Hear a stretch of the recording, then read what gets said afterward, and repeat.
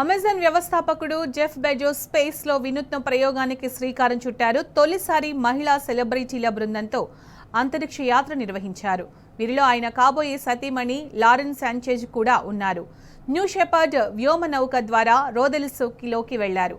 US singer Katy Perry, Lauren Sanchez సహా 6 మహిళలు అక్కడ 10 నిమిషాల పాటు భారరహిత స్థితిని ఆస్వాదించి తిరిగి భూమికి చేరారు.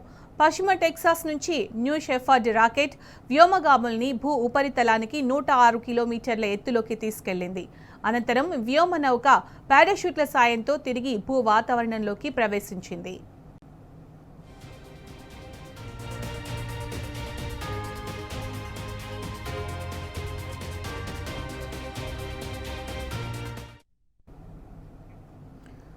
రోదసీ పర్యాటకాన్ని ప్రోత్సహించేందుకు ఈ రాకెట్ ప్రయోగం చేపట్టినట్టు తెలిపింది బ్లూ ఆరిజిన్.